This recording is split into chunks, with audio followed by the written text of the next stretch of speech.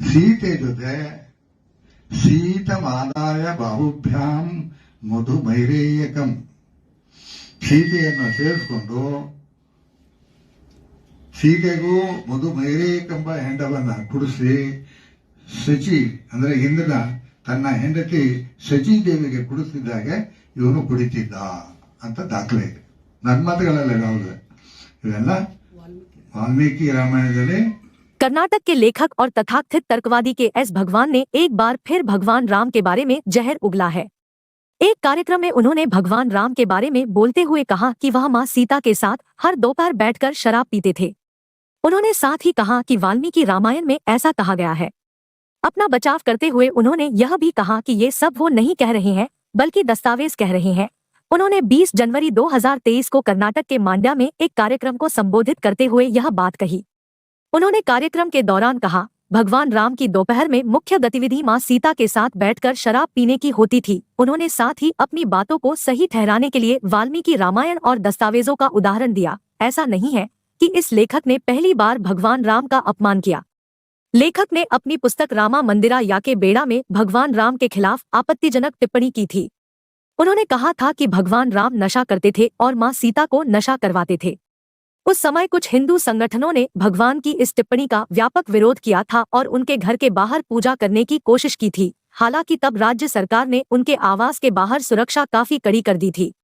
वहीं भगवान राम के अस्तित्व पर बार बार सवाल उठाने के विरोध में फरवरी 2021 में बेंगलुरु की एक अदालत में एक महिला वकील ने उनके चेहरे पर कालिक पोत दी थी। इनके अलावा कुछ दिन पहले बिहार के शिक्षा मंत्री चंद्रशेखर ने रामचरितमानस को नफरत फैलाने वाला ग्रंथ करार दिया था। नालंदा ओपन यूनिवर्सिटी के दीक्षांत समारोह में छात्रों को संबोधित करते हुए आरजेडी नेता रामचरितमानस को समाज को बांटने वाला ग्रंथ बता दिया था। उन्होंने कहा था कि रामचरितमानस दलितों पिछड़ों को शिक्षा ग्रहण करने से रोकता है।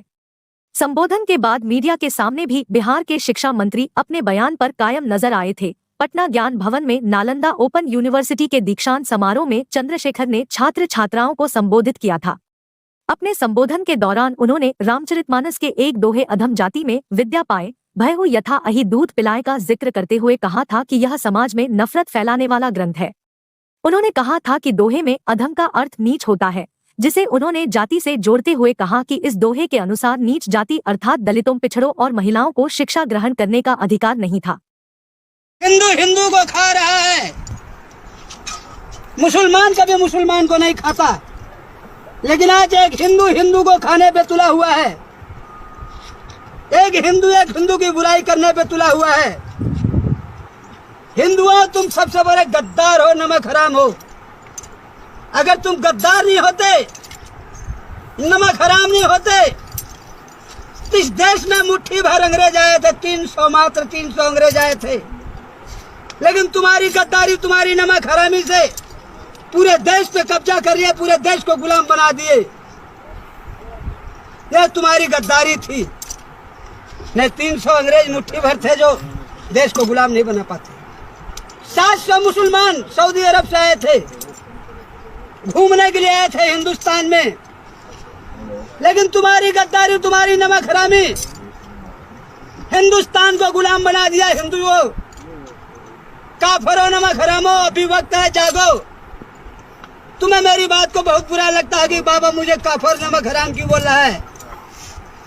तुम इतने बड़े काफिर और नमक हराम हो कि जिसका मेरे पास कोई कल्पना नहीं है। तुम्हारी नमक हरामी, तुम्हारी गद्दारी फिर से तुम्हें देश को गुलाम बना देगी। आज मैं हिंदू बजरंग सेना, मैं हिंदू शिवसेना, मैं हिंदू बजरंग दल, मैं हिंदू जय बजरंग सेना, ये सब कहने से काम नहीं चलेगा। आज किसी गरीब की बहू बेटी की इज्जत लूटी जा रही, कोई बजरंग सेना, कोई शिवसेना वहां नहीं जा रही। एक दुकान का उद्घाटन करना, वहां बजरंग सेना, शिवसेना, सभी सेना पहुंच जा रही है। लेकिन आज हिंदुओं की बहू बेटी की इज्जत लूटी जा रही, कोई सेना नहीं जाती है। इसलिए हिंदुओं का फरता छोड़ो, नमक हरामी छोड़ो, जागो और सनातन धर्म की रक्षा करो। नसबंदी कराना बंद करो, नसबंदी कराना बंद करो, नसबंदी कराना बंद करो। हिंदुओं, अगर इसी तरह नसबंदी कराते रहे और एक दूसरे को सलाह देते रहे तो एक दिन एक देश गुलाम हो जाएगा। ये देश फिर से मुसलमान राज करेंगे इस पे। आज तुम्हारे पास एक बेटा एक बेटी है, एक बेटा हर देश के बॉर्डर पे जाकर हथियार उठाएगा या घर पे रहेगा। हमारे हर रोज सैनिक मारे जा रहे हैं। आज कोई बॉर्डर पे नौजवान जाने वाला नहीं है। एक दिन न एक दिन देश गुलाम होगा। आज जो भी सरकार आती है सिर्फ एक रास्ता अपना रखी, हिंदुओं को खत्म कर दो, हिंदुओं को समाप्त कर दो। ना हिंदू रहेंगे, न कोई हिंदू तत्व की बात करेगा, ना कोई मेरे खिलाफ आवाज उठाएगा। पहले के हिंदू थे, पहले के माता बहनें 10-10 औलाद जन्म देती थी, वीरों और वीरांगनियों को जन्म देती थी। उसी में से कोई ऐसा नौजवान होता था जो क्रांति छेड़ता था, अंग्रेजों को भगा दिया, मुसलमानों को भगा दिया। लेकिन आज की सरकार ये सोचती है कि अगर हिंदू रहेगा ही नहीं तो कोई आवाज उठाने वाला भी नहीं रहेगा। कांग्रेस आई, इंदिरा गांधी आई, सन 80 में सारे हिंदुओं की नसबंदी करवा दी, मुसलमानों को बच्चा पैदा करने के लिए खुले ऐलान कर दी। अब हिलाज सरकार आई जिसे हम कहते हैं हिंदू मोदी सरकार।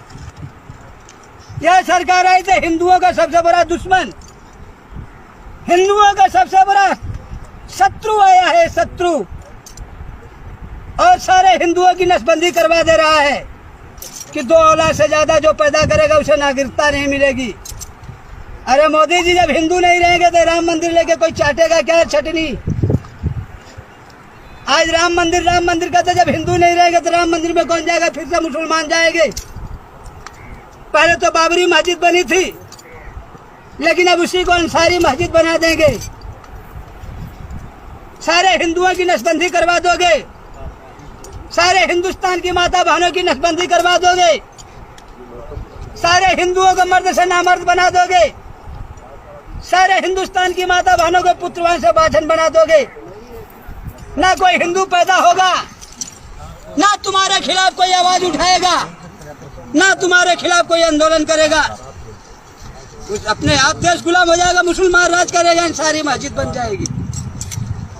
इसलिए मोदी जी, एक बात याद में रखना, अगर आप हिंदू हो, आपके रगों में हिंदू का खून है, अगर आप सनातन धर्म को मानते हो, तो तुम्हें तुम्हारी माँ की कसम है,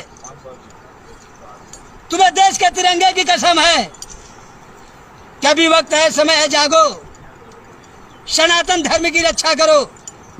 हिंदुस्तान की माता बहनों की नसबंदी करवाना बंद करो, नसबंदी करवाना बंद करो, नसबंदी करवाना बंद करो। और आज मैं शिवसेना, बजरंग सेना, बजरंग दल जा बजरंग सेना से मैं पूछना चाहता है, तुम्हारी काफरता कब तक चलेगी?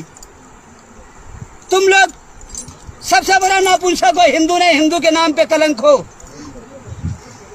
अगर तुम्हारे अंदर हिंदू का खून है रगों में, तो आज चल के दिल्ली का घेराव करो, नरेंद्र मोदी को घेरो और आंदोलन करो कि हिंदुओं की नसबंदी करवाना बंद कर दे। अगर तुम हिंदू हो,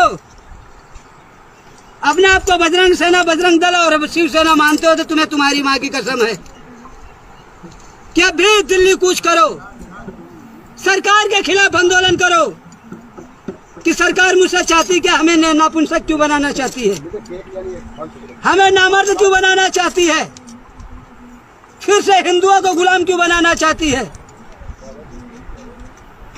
तो इसलिए हम सभी से ही निवेदन करूंगा, हिंदुस्तान की माता बहनों से, हिंदुस्तान के नौजवानों से, कभी वक्त है, समय है, जागो, सनातन धर्म की रक्षा करो।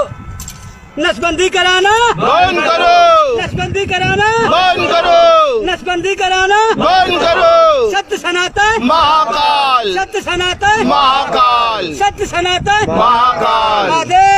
आदेश।